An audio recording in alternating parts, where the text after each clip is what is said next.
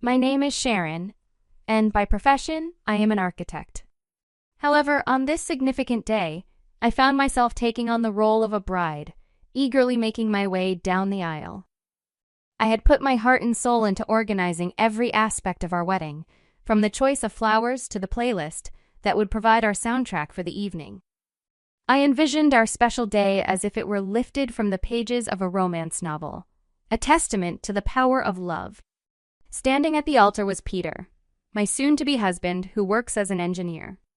His approach to life is pragmatic and direct, perfectly balancing my creative instincts. I always felt that we were a great match, enhancing each other's strengths. The excitement of beginning a new chapter with him filled me with joy.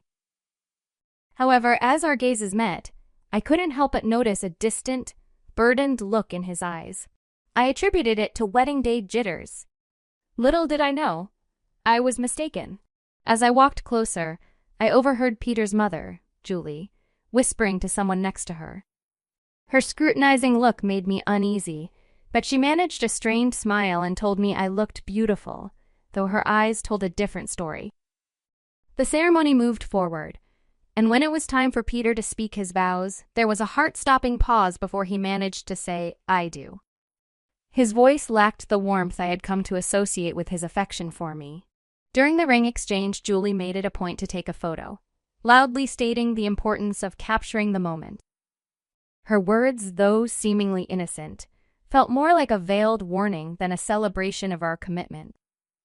At the reception, Julie found me mingling with some college friends and commented on my wedding dress with a thinly veiled critique, praising its beauty yet highlighting its non-traditional nature.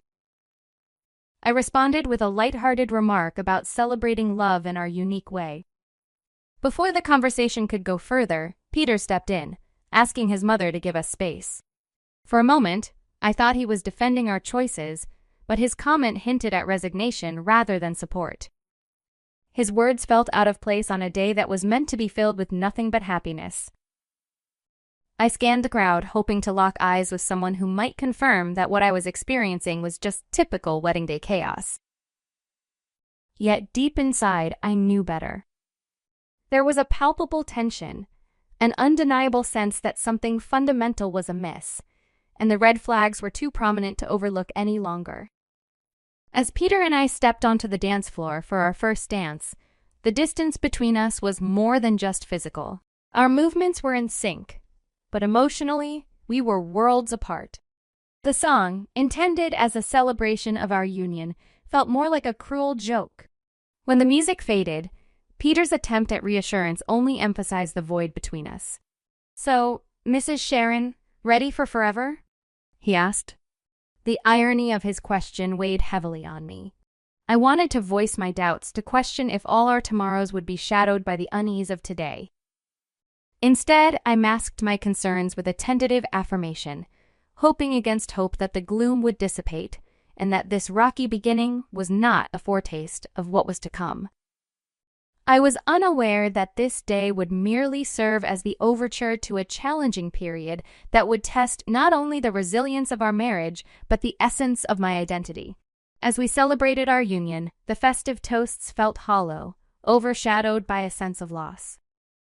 The journey back to my home, a charming 3-bedroom house that stood as a testament to my hard work and independence, marked the beginning of our shared life.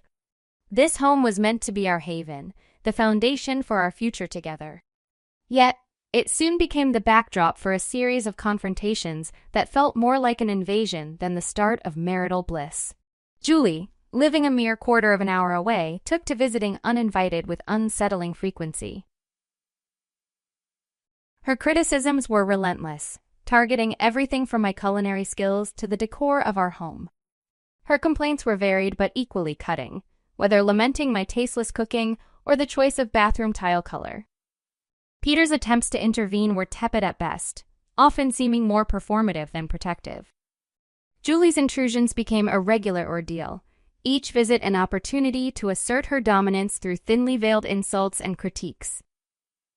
However, the real turning point came one afternoon when she arrived with suitcases in tow, her declaration of intent clear and her sense of entitlement palpable. This was not just another visit. It was an occupation, one that threatened to suffocate the life out of our nascent marriage. "I'm going to be living here now," she announced, breezing past me to place her luggage in my favorite cozy corner by the window, my sanctuary for reading and quiet moments. "This spot will be just perfect for me," Julie proclaimed with a finality that made my heart drop. I turned to Peter, my eyes wide with disbelief, silently begging him to intervene, to preserve the sanctity of our home. This was a decision we should have made together. Seizing a moment, I called Peter aside, my voice shaking. "This is our home. Shouldn't we have talked about this first?" His gaze met mine, void of the warmth and love that had once seemed so abundant. "Mom's getting older, Sharon. It's not right for her to be alone. She needs to be with family," he explained, stressing the word family in a way that made me feel excluded. "So, I'm not family? Is that it?" The words barely left my lips before the tears began to well up, a mix of hurt and frustration. Peter quickly countered, his patience thinning.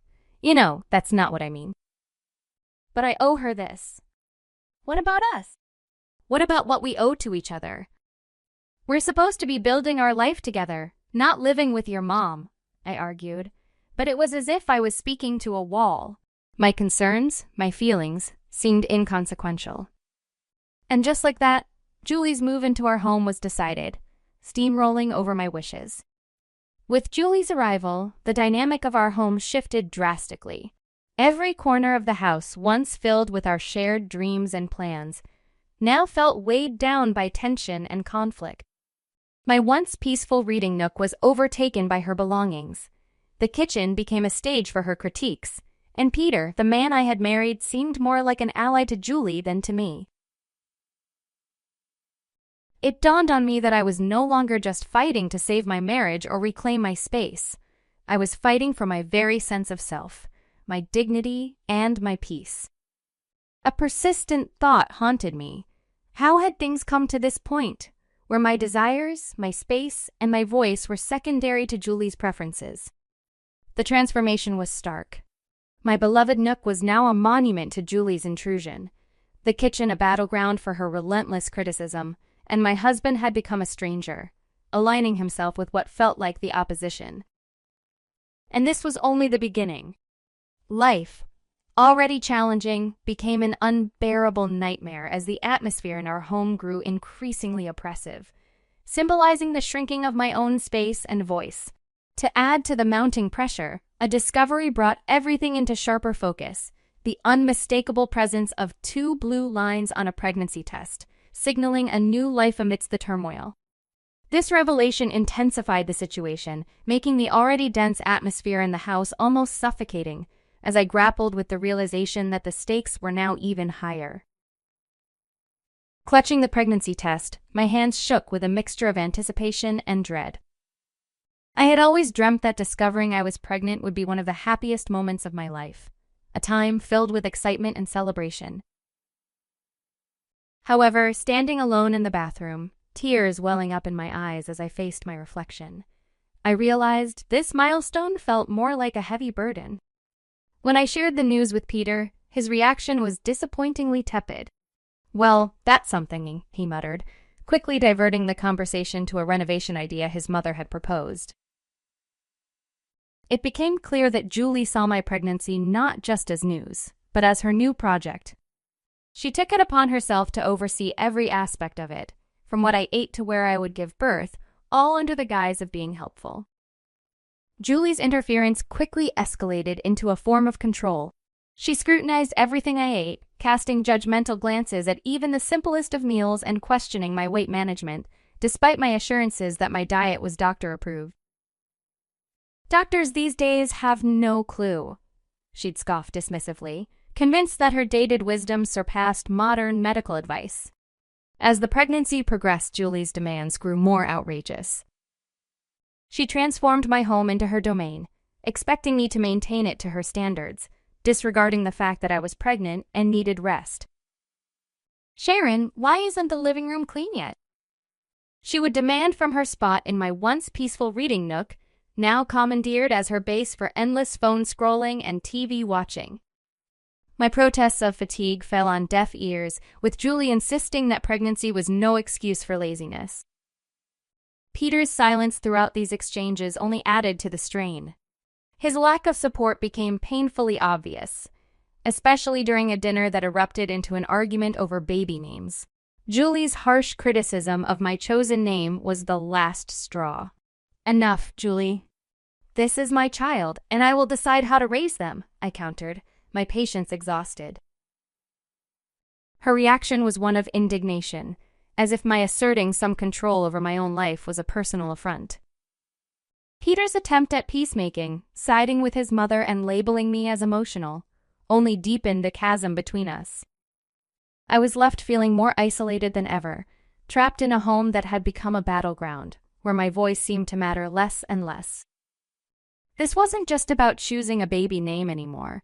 It was about reclaiming my autonomy, my dignity, and the sense of belonging that had been systematically eroded by Julie's overbearing presence. Gazing into the reflection of my once shiny wedding ring, I hardly recognized the woman looking back at me. A woman who was gradually losing everything she held dear: her sanctuary, her self-respect, and most heartbreakingly, her determination to stand up for herself. It was during one of our tense confrontations that Julie, brimming with a vindictive sense of victory, delivered a blow that would alter everything. She coldly suggested that perhaps I didn't belong in their family if I couldn't navigate a simple family disagreement. Peter's response, or lack thereof, was perhaps the most painful part. His silence was louder and more hurtful than any words could ever be, making it painfully clear that my ordeal was not just beginning, it had been my reality for far too long. My days turned into a blur, moving through a house that no longer felt like mine, clinging to the only beacon of hope I had left the life growing inside me. Yet even this small comfort felt under siege in the toxic environment I found myself in. The breaking point came one frigid evening during yet another excruciating family dinner. Despite my efforts to prepare a flawless meal, Julie's criticisms were relentless, attacking everything from the food's seasoning to its preparation. Her words felt like physical blows, each comment a strike against my already wavering confidence.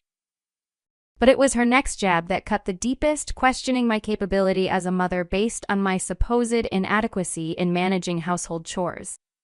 Peter's agreement with her was the final blow, pushing me over the edge. Fueled by a mix of anger, accumulated resentment, and sheer desperation, I found my voice. "Step it up? I've been carrying our child, taking care of our home, and enduring endless criticism from your mother. And you're telling me to step it up?" The shock on their faces said it all, but I was past caring. For too long, I had allowed myself to be diminished and belittled, but in that moment, I reclaimed my voice. "I'm done. I can't do this anymore," I declared, the clarity of my decision piercing through the years of suppression. It was a declaration of my refusal to tolerate any more disrespect or emotional torment. I was ready to fight for myself, for my child, and for a future free from the shadows that had darkened my life. My voice broke as I spoke. I refuse to raise my child in a place where their mother is constantly belittled. If this is what being a family means to you, then I want no part in it. With those final words, I left the dinner table behind, their stunned silence echoing in my wake. Grabbing only the essentials, I made my way to the door, my hands trembling as I reached for the knob, eager to escape the suffocating atmosphere.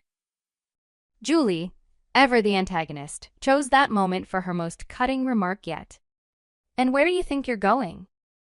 This is Peter's house, not yours." I stopped and faced her, my resolve hardening. "Actually, Julie, this house is mine. I bought it. I decide who stays and who goes." Peter's voice broke through, tinged with desperation. "Sharon, please, let's discuss this." But I was beyond negotiation. "There's nothing left to discuss," I replied, my tears a testament to the pain of my decision. Stepping out into the cold night felt like stepping into a new chapter of my life, one filled with uncertainty, but also a sense of liberation. The door closing behind me signified the end of a tumultuous saga, a final farewell to a life I could no longer bear. I walked away, each step a mixture of pain and determination, propelled by the need to reclaim my autonomy. The journey to my parents' home was a blur of cold, fatigue, and heartache. Just a short distance from my haven, a misstep caused me to stumble and fall, the physical pain a mere echo of my inner turmoil. Yet this fall did not deter me. It only strengthened my resolve. Reaching my parents' doorstep, the concern in their eyes mirrored the gravity of my situation. As they ushered me to the hospital, I realized that this moment of vulnerability marked not just an end, but a beginning. Lying in the hospital bed with the reality of my circumstances setting in, I understood that returning to my previous life was not an option. This breaking point was a crucial step towards reclaiming the life and dignity that had been eroded away, a painful yet essential transition towards healing and independence. The clarity that comes with such moments is profound, revealing the path forward, away from the shadows of the past towards a future of my own making. Caught in a whirlwind of emotions, I stood surrounded by the comforting yet worried presence of my parents. Their concern was palpable, a silent testament to their fears about the true state of my marriage, now unmistakably revealed in its troubled depth. Breaking the heavy silence, my mom voiced her concern, her words heavy with the weight of the unfolding reality. "Sharon, love, what's your plan now?" "Unsure but resolute," I replied. "I'm not sure, Mom. But one thing's clear, I can't return to that life. Not now, not ever." My declaration, more confident than I anticipated, seemed to echo my newfound determination. My father, who'd been pacing anxiously, paused to reassure me, emphasizing that their support was unwavering regardless of my choice. He reminded me to consider not just my own future, but that of the life growing inside me. His words prompted a silent acknowledgement from me. My mind had been a battlefield of scenarios, each uncertain yet laced with the possibility of a fresh start. The unexpected buzz of my phone broke through my thoughts, a message from Peter, a plea for communication. But to me, his timing was a door long closed. His words, unseen, were left in the void as I turned off my phone, a symbolic end to our dialogue. My next steps were clear, marked by action rather than words. Reaching out to a family lawyer was my first decisive act towards ending the turmoil of my marriage. Supported by my parents, we navigated the cold legal breakdown of our union, discussing divorce, custody, and financial support. Despite the sterile nature of these discussions, they empowered me, marking the first steps of taking control over my destiny and ensuring the well-being of my unborn child.